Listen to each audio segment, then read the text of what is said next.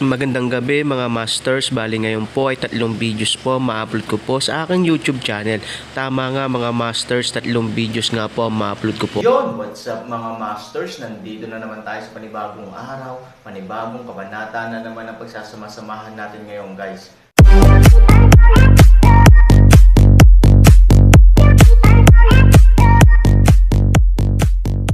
Bali mga masters, kung bago ka pa lang po sa aking YouTube channel, please click the subscribe button, lalong-lalo na po yung notification bell guys, para maging connected pa rin tayo sa isa't isa at maging updated kayo sa mga susunod ko pang video. Bali mga masters, bago natin umpisahan ng kwento ay mag-shoutout po muna tayo para sa mga solid nating tagapakinig. Sobra akong nagpapasalamat sa inyo mga Sec Masters at aking mga Emperor. Maraming salamat sa solid na pagsuporta nyo. Yun na nga mga masters, no? Bali hindi na ito patagalin. In 3, 2, 1, let's go! Mga masters, baka pwedeng hindi tayo mag-skip ng ads. Salamat mga masters. Ang bagong yugto ni Daryl sa Storytelling Channel sa YouTube mapapakinggan. Ang bagong kabanata. Ngayon araw ay magpapatuloy ulit tayo sa paghahanap kila Prinsesa Lin. Alam ko na masyado na tayong naghahanap sa lugar na ito. Ngunit, hindi natin pwede iwanan ang lugar na ito. Dahil yon ang utos sa atin ni Haring Ken. Kaya kahit na kayong lahat ay nagsasawa na paulit-ulit tayo na maghanap sa lugar na ito ay kailangan pera natin gawin. Dahil baka may isang himala na dumating at makapagbigay ng senyales kung nasaan sila Prinsesa Lin at si Vin. Kaya maghanda na kayo ng inyong mga sarili. Maya-maya ay maghahanap na muli tayo. Sigaw ni General Oliver sa libo-libong kasundaluhan ng lahing elf. Nang marinig ito ng mga kasundaluhan ng lahing elf, ay agad-agad silang tumugon at sinabi, "Masusunod General Oliver," sabi ng mga kasundaluhan ng lahing elf. Samantala sa loob ng sagradong lagusan kung nasaan si Lin. Habang naglalakad si Lin, sa hindi kalayuan mula sa loob ng lagusan ang liwanag ay natatanaw na ni Lin sa mga oras na ito. At si Lin ay napabulong sa kanyang sarili at sinabi, "Malapit na ako sa dulo ng lagusan na ito. Nakabalik na ako sa aming lugar. Ama, makikita at makakasama na ulit kita. Miss na kita ama. Patawad sa aking pagkawala ng mga ilang araw. Nais kitang may akap ng mahigpit aking ama," sabi ni Lin sa kanyang sarili at dahan-dahan tumutulo ang mga luha nito sa kanyang mga mata sa sobrang saya. At si Lin ay mabilis na tumakbo upang makarating agad siya sa dulo ng lagusan. At sa ilang minuto na pagtakbo ni Lin, si Lin ay nakarating na sa pinakadulo ng lagusan. At si Lin ay sobrang saya nang makalabas siya ng lagusan at sa paglabas niya ng lagusan, nakikita niya sa hindi kalayuan ang mga tent na nakatayo. At si Lin ay napabulong sa kanyang sarili at sinabi, "Bakit may mga tent banda doon?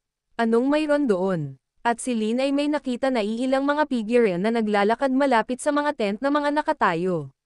Nakita ni Lin ang mga kasundaluhan ng kanyang lahing elf. At si Lin ay ngumiti at sinabi, "Mukhang si ama ay nagtalaga ng mga kasundaluhan upang kami ay hanapin sa lugar na ito. Mukhang ang aking ama ay nasa mga tent na nakatayo ngayon banda roon," sabi ni Lin nang nakangiti at ito ay muling tumakbo patungo sa mga tent. At samantala, habang abala ang mga kasundaluhan ng lahing elf at si General Oliver sa paghahanda upang maghanap ulit kila Lin at Daryl, ang isang sundalo ay natatanaw ang isang figure ng babae na tumatakbo. At ang isang sundalo ay nagsalita at sinabi, "General Oliver, General Oliver, tumingin kayo banda roon, mukhang si Prinsesa Lin ang figure na papalapit sa atin ngayon," sabi ng isa sa mga kasundaluhan ng lahing elf sa malakas na tono. Nang marinig ito ni General Oliver at ng mga kasundaluhan ng lahing elf, sila ay napalingon sa tinuturong direksyon ng isa sa mga kasundaluhan. At sa pagtingin nila General Oliver, nakikita ng lahat ang isang figure ng babaeng tumatakbo. At si General Oliver ay hindi makapaniwala sa kanyang nakikita. Labis ang saya ni General Oliver sa oras na ito. At agad-agad ito nagsalita at sinabi, "Tama ka, si Prinsesa Lin nga ang figure na patungo sa atin ngayon. Tulad ng sinabi ko kanina, may himala. Talaga namang iyayari ngayon. Dalhian niyo, salubungin niyo si Prinsesa Lin," sigaw ni General Oliver sa masayang tono.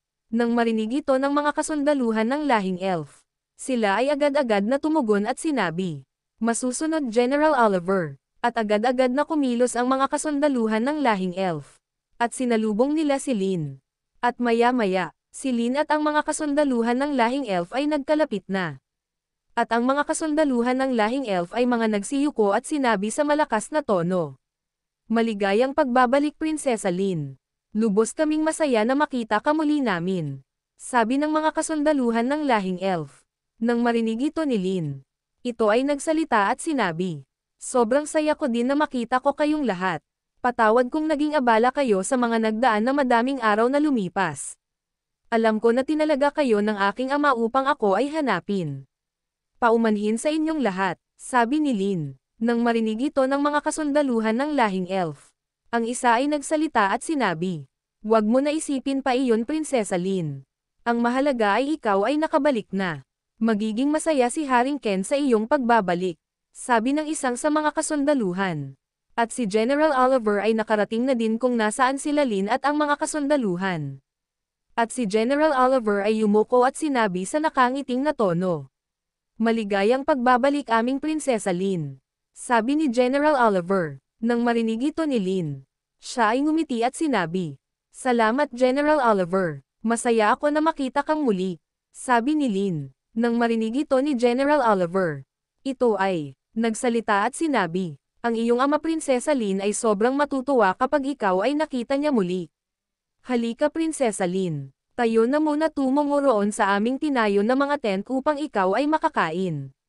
Baka ikaw ay nakakaramdam na ng gutom.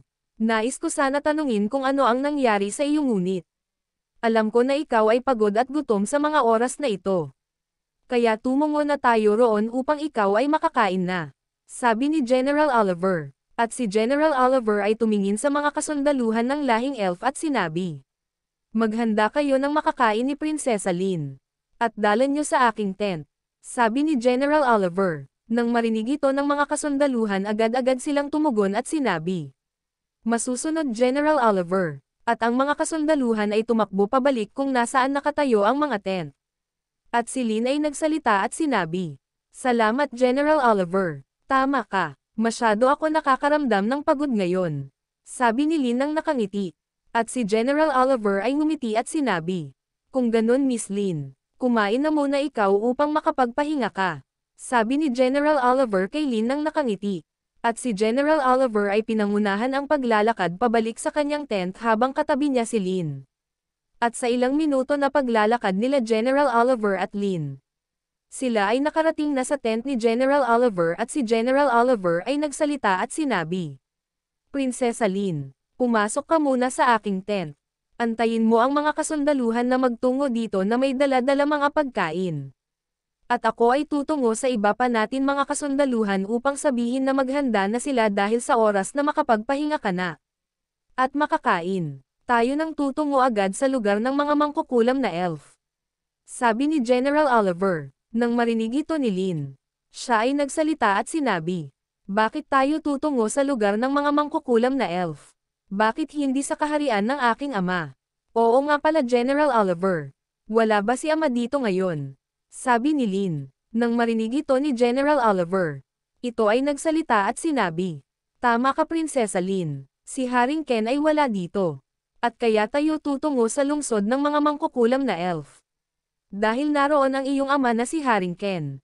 Lubos na pinamumunuan niya ang mga kasundaluhan ng ating lahing elf na magbantay sa lungsod ng mga mangkukulam na elf. Dahil habang ikaw ay wala Prinsesa Lin, ang mga lahing demonyo ay nagtangka sa ating lahi na gumawa ng masama. Dahil sa kagagawan ni Charlie, kaya nagkaroon ng hidwaan ang ating lahing elf at ang lahing demonyo," sabi ni General Oliver. Nang marinig ito ni Lin, ito ay labis na nagulat at sinabi, "Ano? Ang lahi ng mga demonyo at ang ating lahing elf ay nagkaroon ng hidwaan. At bakit ito ay kagagawan ni Charlie? Ano ang ginawa ni Charlie?" sabi ni Lin. Nang marinig ito ni General Oliver, ito ay nagsalita at sinabi, "Nung araw na kayo ay inatasan ni Haring Ken na magtungo sa lugar na ito upang tignan ang sagradong harang.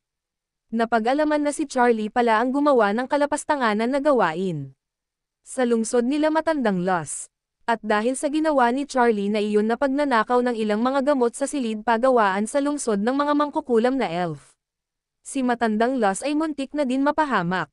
Kaya nang malaman ng apo ni Matandang Loss at ni Miss Yui na si Charlie ang may kagagawan nito. Ang apo ni Matandang Loss na si Miss Sophie ay gumawa ng isang hakbang laban kay Charlie. At ito ay kanyang nilabanan. At dahil sa nangyari labanan nila Charlie at Miss Lin, si Charlie ay nagtamaw ng mga pinsala at dahil din sa nangyari labanan. Akala ni Master Ken ay tuluyan ng napaslang si Charlie ni Miss Sophie. Kaya si Haring Ken ay nagpasyang itapon si Charlie sa lugar kung saan tinatapon ang mga bangkay ng mga masasamang nilalang na nagtatangka sa ating lahi na masama. Yun na nga mga masters, no? Bali panibagong kabanata na naman yung natapos natin ngayong gabi. Muli, maraming salamat po talaga sa walang sawang suporta po sa aking YouTube channel na talagang inaabangan nyo po ang bawat upload ko po. Bali mga masters, magkita-kita ulit po tayo bukas ng gabi at ngayon po ay magpapaalam po muna tayo. Bali mga masters, bye-bye!